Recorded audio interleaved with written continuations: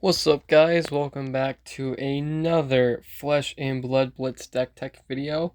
And in today's video, we're going to be going over my deck tech of Kano. Let's get right into it. Alright, so the hero we're going to be going over today, as I said previously, is Kano. He is a wizard hero. He is young. He has 4 intellect and 15 health. Now, the standard for heroes is 4 intellect and 20 health, as in the FAB deck tech I did last night. He has 4 intellect and 20 health. That is the standard, it's 4 and 20. But since Kano is so absolutely busted, in order to balance him, they had to lower his health a little bit. And believe me, it does balance him out. I was skeptical at first too, if you're a new player. I was skeptical at first when I first heard about this. Believe me, but then I played with him for a while, and I'm like, oh my god, this makes so much sense. So, his ability is, as an instant, you can activate, it's not once per turn, like FAB's, so you can activate it as many times as a turn as you want. So, for 3 resources, you can look at the top card of your deck. If it's a non-attack action card, you may banish it. If you do, you can play it as an instant. That is amazing. You can do this on your opponent's turn and make it our turn. That's what I love saying when I play Kano. It's not your turn, it's our turn. And the weapon I'm going to be using with him is Crucible of Aetherwave. It's a 2-handed staff, and once per turn for 1 resource. The next card you play this turn with an effect that deals arcane damage, it deals that much plus 1. So if you're going to, let's say, Aether Bolt for 3, first you activate Crucible for 1 resource, and now it does 4. Or Blazing Aether for, let's say, 2, and it's going in for 3. So, unfortunately, you can only activate that once per turn, but I understand why. It's really good. The 2 headgear I go with is Talismanic Lens and Ragamuffin's Hat. I lean more towards using Talismanic Lens more because opting in Kano is really good. But Ragamuffin's Hat actually has some pretty good uses too. So, generic equipment head. It's got 0 defense, both of them. So as an instant, you can destroy Ragamuffin's Hat, draw a card, then put a card on your from your hand on top or bottom of your deck.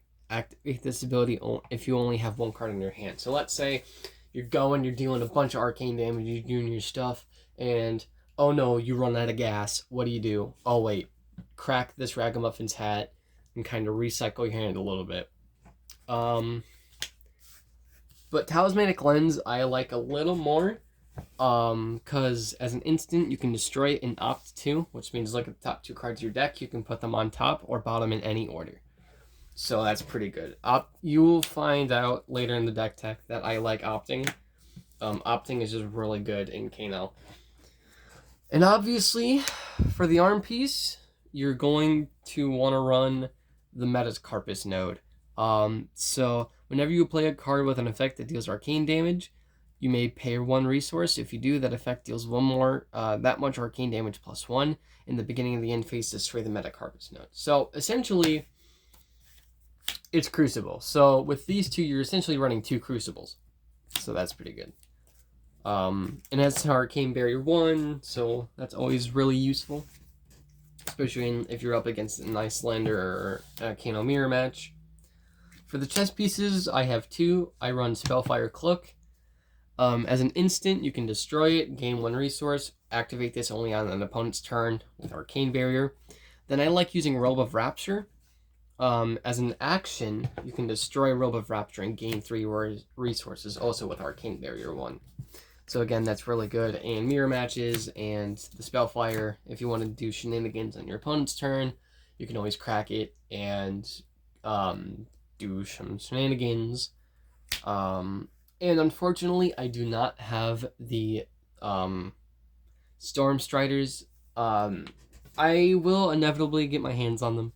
And once this deck tech, it's not fully done yet, along with the FAB. A lot of the themes with my decks is, these are rough drafts of the decks, and this is kind of just, I want to make the videos now, And then once the decks are complete, I kind of want to just show the evolution of the decks as they progress. But the boots I'm running now is Mage Master boots. So as an action for 1 resource, you can destroy the boots, and the next non-attack action you play this turn gains go again, and this has go again. So again, if you want to do a bunch of stuff but you don't have the go again, you can always just kind of keep going with the boots. Now into the actual deck. 2 zaps. This card is very powerful.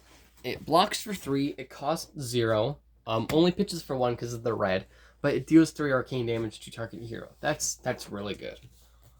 Aether Bolt might be a little better against Dromai, but this deck is more going for direct damage to the hero, not worrying about allies.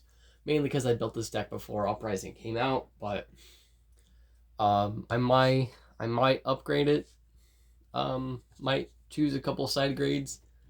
But yeah, so zap, 0 cost, 3 arcane damage. You're going to run 2 Tome of Aether Winds, so you can choose 2, and you can choose the same node more than once. So the next card you play this turn with an effect that deals arcane damage to that much instead +1, or draw cards. You can draw 2 cards and pump your next arcane by 2, or pump your next arcane by 2. You can draw a card and pump, so it's really whatever. Again, cost 0. You're going to run 2 Whisper of the Oracle. So it's a 0 cost generic action that lets you opt for and go again. So that's pretty powerful because opting in Kano is good, so you can manipulate what you banish. Because if it's more ass than gas, you can always just get rid of it with opting. Now, unfortunately, I do only have 1 Blazing Aether, but you do want to run 2. Every specialization that Kano has, you might want to run 2 instead of just 1. But unfortunately, I only have the 1. So this is a Kano specialization. So only Kano can use it. Cost 0. It blocks for 3. And you deal X arcane damage to target hero, where X is the amount of arcane damage you have dealt to that hero this turn. This is incredible. So let's say you manage to get 5 arcane through. You're going to say, I'm going to play Blazing Aether for 0 and deal 5 more arcane to you. That's incredible. And especially since in my playgroup, not everybody's going to have the same experience in their playgroups, but in my playgroup, everybody plays physical decks except for me. I used to run Oldhim. Oldhim is still my favorite deck, but I really like Kano. So it was kind of a curveball when I first started playing Kano. I went 2-1, I think, and the 3rd match was really close. I consistently go in 2-1 with this deck because one player just curb stomps me every time, but that's okay. But in my experience, in my play groups, no one runs Arcane Barrier, so it's really easy just to get the damage through. Not everybody's going to have the same experience, though.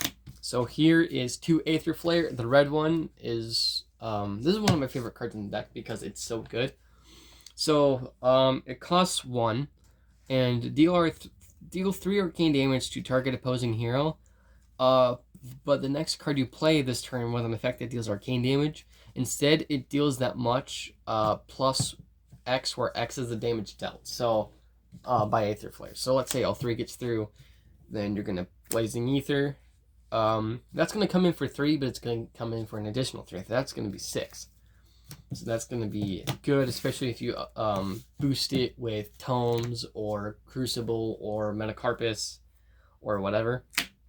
Next, you're going to run Scalding Rain. It's 1 cost, deal 4 damage to deal 4 arcane damage to target hero. This is one of my favorite combos. So let's say Aether Flare, Rain. So this Aether Flare, let's say all 3 gets in. That's 3. Then this is coming in for 6. Then this would be coming in for 10.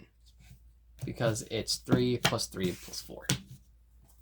Then you run 2 Voltic Bolts. It's a 2 cost to deal 5 arcane damage to target hero. Again, very solid. The downside is it costs 2. That is a downside, but it's really not that bad. Next, here's one of my favorite cards in the deck. Forked Lightning. So it costs 3. That's the biggest downside of this card, is the cost. So it costs 3 resources to play, but it deals 2 two series of 2 arcane. So there's 2 lines of text. It says deal 2 arcane damage to target hero, then deal 2 damage to target hero. So instead of dealing 4, you do 2, then 2. And Forked Lightning is considered a single source. So it's not considered 2 sources. So effects that modify the damage dealt by Forked Lightning modifies both. So if you're going to tome, it deals 4 then 4, or 5 then 5, or whatever. Then you're going to run 2 Lessons in Lava, or Lesson in Lava. So it's a Kano specialization, 1 cost. This is the only yellow run in the deck, although I strongly recommend, if you're going to go off of this deck, I recommend as 2 more yellows, I would recommend putting in Sonic Boom, because that's a good card too. But Lesson in Lava, so deal 3 arcane damage to target opposing hero. Then if Lesson in Lava deals damage, you may search your deck for a wizard card with resource cost less than or equal to the damage dealt by Lesson in Lava, reveal it, shuffle, and then put it on top. So you can go tutor for something. Like if you get through with 5, you can go get literally anything. If you get 3 damage through, you can literally get any card in the deck. So, or literally any wizard card in the deck. So that's pretty good. Now we're going to into the blues. Zap, same deal, but instead of dealing 3 arcane damage, you're going to do 1. Same deal as the red, but less damage. So I used to run red, but now I run blue. Index. So look at the top 3 cards of your deck, put 1 card from among them on top, and then the rest on the bottom. I'm not the biggest fan of this card, but it comes in clutch when it's necessary. The red one does 5. It's just, I wasn't a big fan of it. And I replaced it for a couple cards here you'll see later. I think Blazing Aether was one of the cards I replaced it. But I mainly use it for its pitch value to activate Kano. That's what I use it for, but it's always handy. It costs 0. Sindering Foresight. Now this card can get some shenanigans going, because for Sindering Foresight, it's a 0 cost, it's a wizard action. If it's not your turn, you can play Sindering Foresight as an instant. That's powerful already. But the next card you play this turn, when the effect that deals arcane damage, it deals that much 1 instead. So it's basically a 0 cost Crucible that opts, because it says opt 1. But it's a Crucible that can pitch and opt. So that's pretty good. Again, if you're running out of gas, just use it for Kano. This is another good card in the deck, Energy Potion. It's very good. It's a generic item.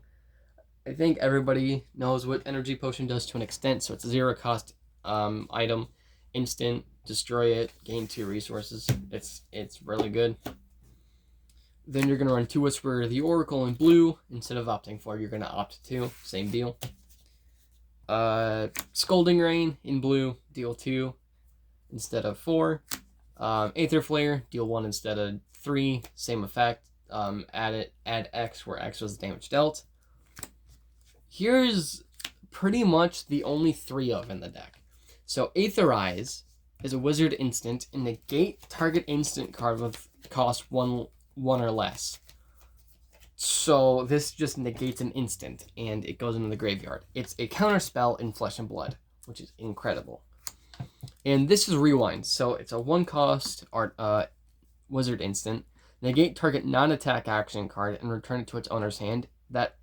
Then that hero gains 1 energy point or action point. So the 1 action point thing, it may seem like a big downside. It's really not, because let's say they pitch like 4 or 5 to, let's use Towering Titan. It's a 9 cost Guardian Aura.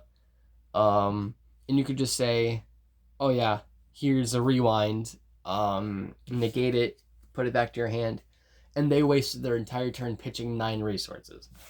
So Rewind is pretty cool, and it does return it to its hand, to the owner's hand, but yet again, you're making them waste cards and resources that way.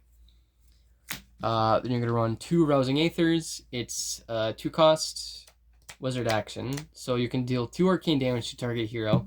And the next card you play this turn with the effect that deals arcane damage, it deals that much plus 1 instead. So it's a Crucible that costs twice as much, but also gets in for 2 arcane damage. 4 cards left, and You're going to run 2 Voltic Bolts. It's deal 3, but same deal as the red instead of 5.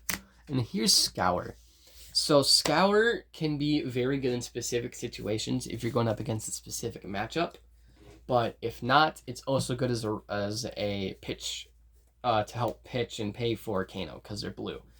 But Scour is cost X, 3 defense, and you can destroy X target tokens and or auras with cost 0 controlled by target hero. Most tokens, aura tokens, cost 0 because they don't have resource cost. Therefore, they cost 0. Then auras, some cost 0. Most of them cost 1, but there's a few vital ones that cost 0. Then deal that much arcane damage equal to the number of auras destroyed. So let's say you're going up against like a chain, or maybe a Viscerai if you're in a casual match, but typically a Rune Blade that can make a lot of rune chance. You're going to play Scour for however many you want to blow up. Let's say you have 3 other blues in your hand. Well, hypothetically, let's say this is your hand, right? 2 Voltic Bolts, 2 Scours. You're going to say, I'll play Scour, then I'll pitch 9. And then destroy 9 rune chance or auras or whatever. And then that's just going to come in for 9 arcane damage. Or, I guess, if you really wanted to, you could Scour yourself to get rid of Frostbites. But, yet again, you're going to waste a lot of resources and have to pretty much be killing yourself with arcane damage. So, you could either just deal with it, or you can either just deal with the Frostbites for a turn, or you can get rid of them and deal arcane damage to yourself. So, you have options, but that is my deck tech. I hope you guys liked it, and I will see you in the next one.